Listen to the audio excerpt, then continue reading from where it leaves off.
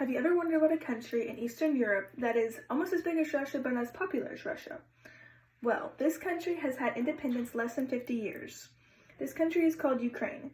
Ukraine got its independence from the Soviet Union in 1991, which makes it only independent for about 30 years. Through thorough research these past couple of weeks, and my best friend being from Ukraine, I have the credible knowledge to tell you about Ukraine today.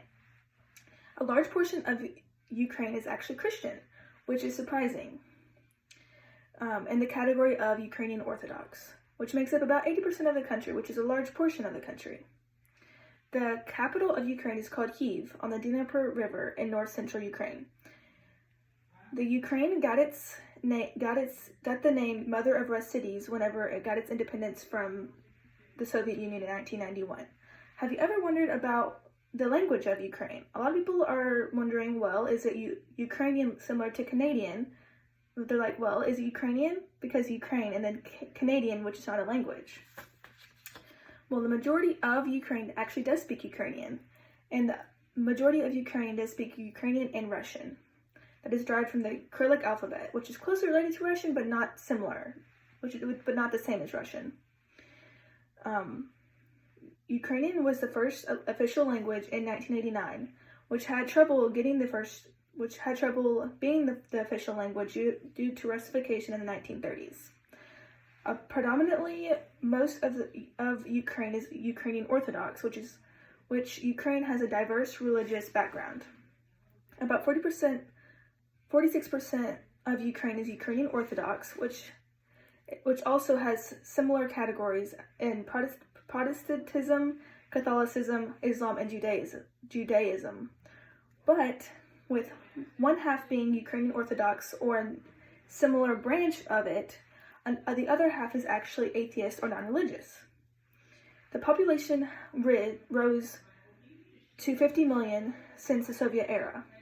A lot of old people in the 20th century made up a lot of the population, but now in the 21st century, younger people make up a lot of the population. About 23.5%, aged 30 to 44, make up the population, juxtaposing the 10.9% of 70 plus. Since religion is so prominent in Ukraine, there has to be some sort of cathedral or place of worship. Well, there is a place of worship called St. Sophia's Cathedral, which is known for its eye-popping colors, bright green and gold. It is located in the capital of Kyiv and is known for its mosaics and murals that are historic to the country. Spring is a popular season in Ukraine, which has very green leaves, and there's a place called the Tunnel of Love that has the green leaves and a train track in the middle. Very popular are bridal parties and weddings, and there is a story that when a couple makes a wish there, they are bound to have love forever.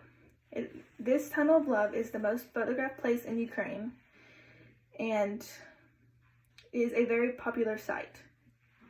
There is also an opera and ballet place that is located in Odessa.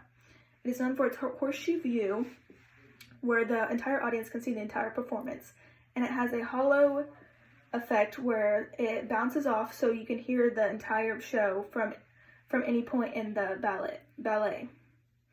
The shows there run very cheap and are compared to the price of a coffee in the US. My best friend is actually from Ukraine, and she was from Odessa, which is located near the Black Sea. She moved to the US when she was 12 to escape the tyranny in politics. It was actually interesting to know that a lot of them could not do their classwork in Russian. They had to do it in Ukrainian, even though most of the population spoke Ukrainian and Russian. She said a main difference between the US and Russia, or the US and Ukraine, was transportation.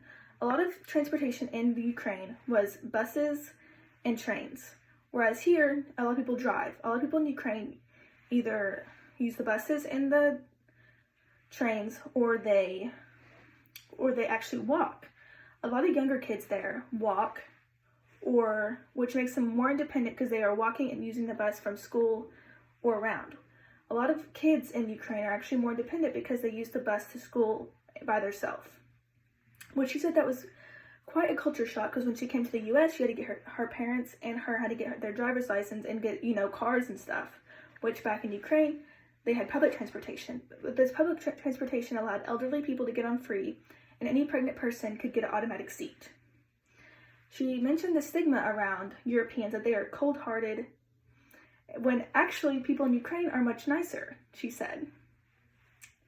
In conclusion, Europeans may be rude and cold-hearted, but they are actually much nicer, and you might actually see a lot of different buildings and try some unique foods that you've never tried before.